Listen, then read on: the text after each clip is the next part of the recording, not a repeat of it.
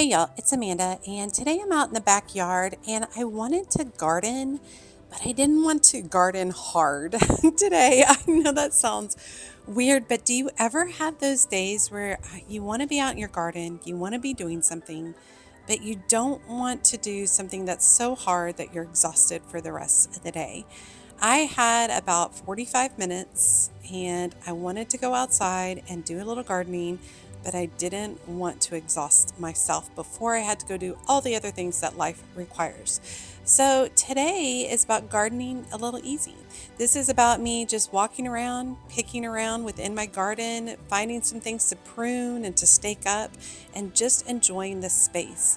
I especially love being able to show you all the other things that are blooming within the garden at this exact time. So I'm starting right here with some gladiolas and I'm trimming them down.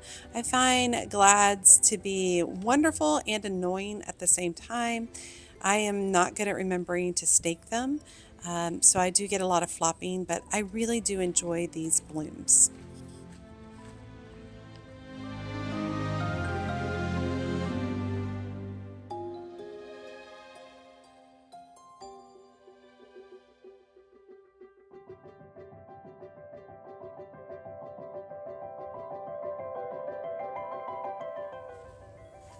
Next, I'm heading over to one of the troughs at the back that is filled with gomphrena, three different varieties of gomphrena, plus some lavender in the front. Now, lavender doesn't actually go do typically very well for me. So most of this is bloomed out, so I'm giving it a little haircut to encourage additional blooming. I Ironically, even though lavender doesn't do well for me, I do have two varieties planted in the garden this year. There's a Spanish lavender that I'll be dealing with in a little bit as well, but just giving the lavender a little haircut so that hopefully I can encourage some more blooms.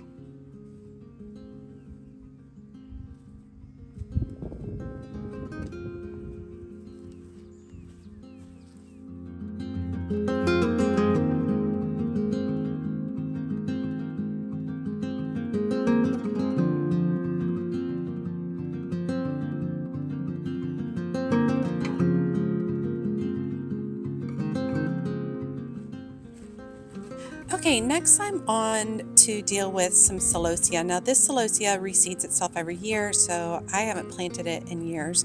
And usually I just let it go. But this year I'm trying to go in and I'm pruning it by half. All the way across. And I'm trying to encourage more bushiness earlier on with the celosia so that it doesn't get so top heavy. So we'll see if this experiment works well. I'm literally grabbing handfuls of it and just cutting it by half, making sure that I'm cutting above sets of leaves to encourage more branching. But this should produce all summer for me. I'm especially in love with the giant sunflowers to my left. They are absolutely beautiful. I am about to leave for a trip for a little while, and when I come back, those sunflowers will be finished. So we'll be pulling them out and starting some fresh ones.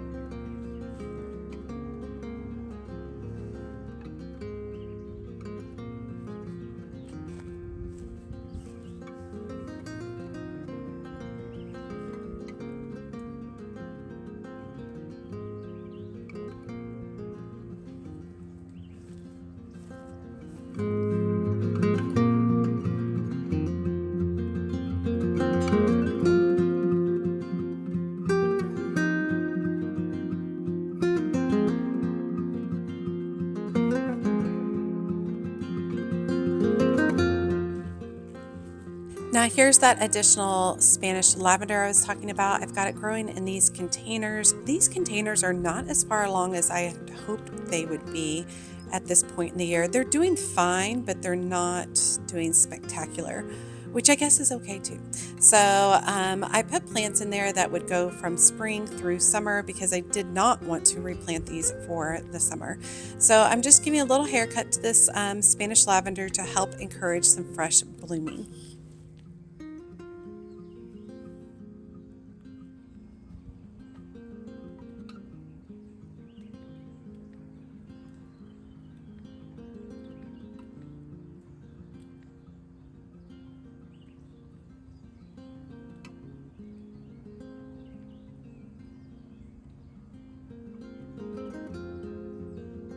There's a lot of me standing around looking in this particular video because, like I said, I wanted to do some light gardening. So I'm just kind of looking around to see things that are smaller tasks that need to be taken care of. And I think it's important to address that gardening doesn't always have to be super intense. You can go out and just do a few things and enjoy and then go about your day. You don't have to set aside multiple hours each day.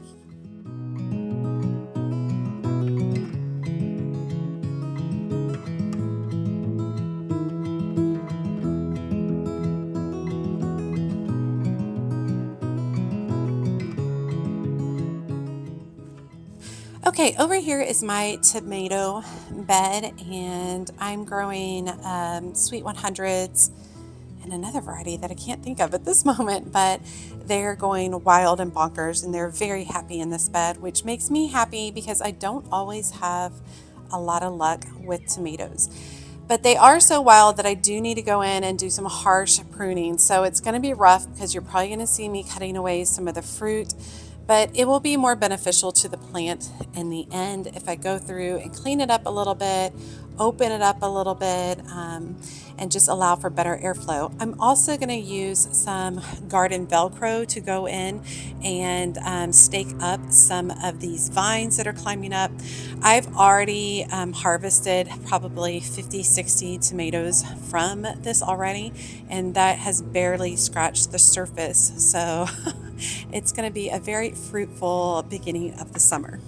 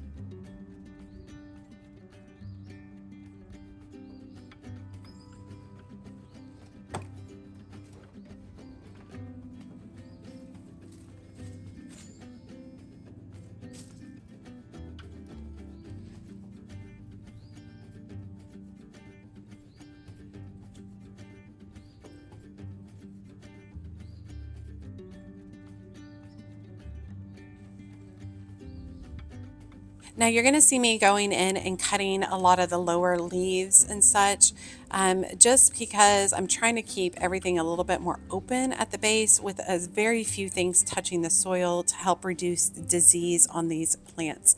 But I'm very happy with how they are doing, And a lot of these cuttings I'm taking could be made into additional plants.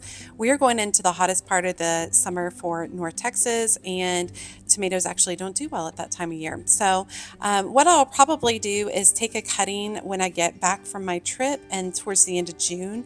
I'll take some cuttings and get these restarted, rerooted, so that I can do a fresh replanting probably at the beginning or middle of September to hopefully get another round of tomatoes before the winter sets in.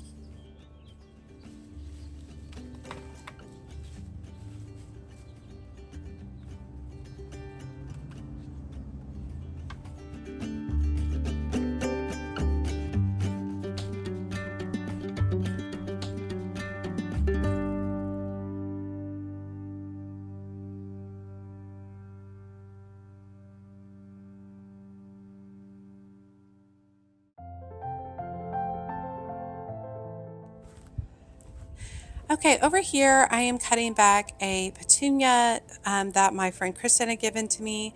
So it was dying back big time. I really struggle with petunias once it starts to get hot. So this guy I'm giving a massive haircut, and then I am pulling out all the unwanted grass and weeds around it just to kind of freshen it up a little bit. We'll see if it can limp its way through the summer and then come back for the fall. If it can't, then I'll replace it with a more heat tolerant plant. But it's just kind of tucked into this container in the front of this heirloom chrysanthemum garden.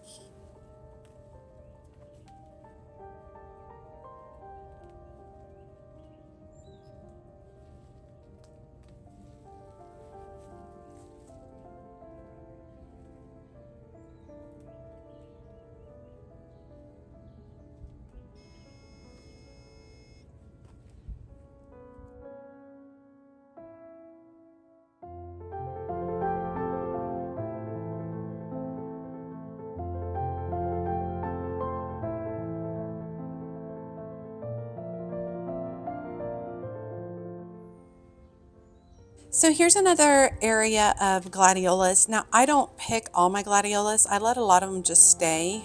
So you can see the old ones that I've just trimmed off right there, just cleaning up this area. I'm actually very pleased with how well this garden bed that I'm working on is doing, because nearly everything in it is perennial or a bulb, which is so much fun because it just doesn't require a ton of work, especially to get it going in the spring. It needs an initial cleanup and a little pruning throughout the season.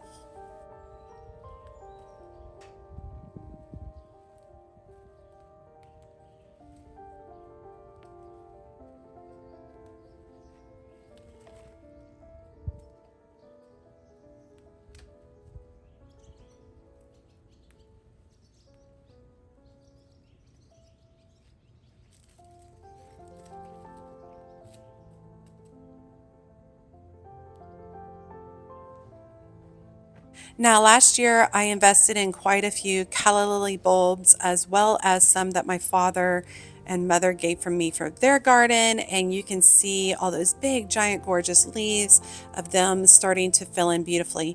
So I am doing a little bit of trimming on some of the older calla lilies, just because I don't want them to try to start producing seeds.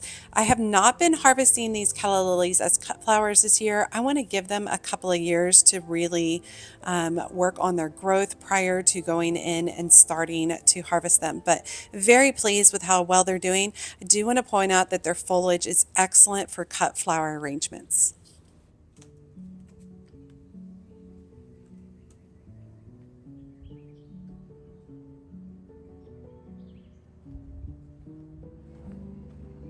Now, I used to have this chocolate Dara all over this particular garden bed, and I last year I worked really hard to trim it and cut it back prior to it going to seed.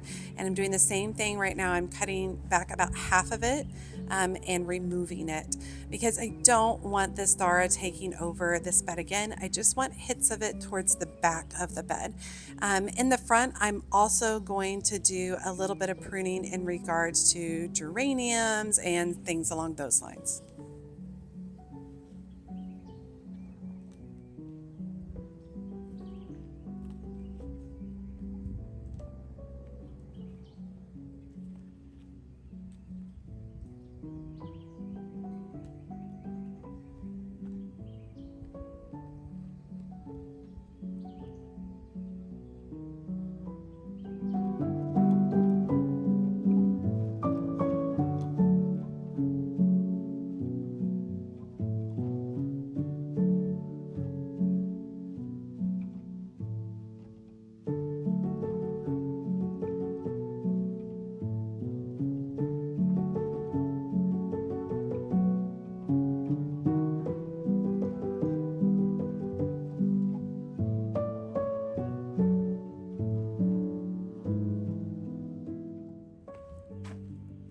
Okay, and it's as simple as that. Not every gardening day needs to be this massive task or a giant project.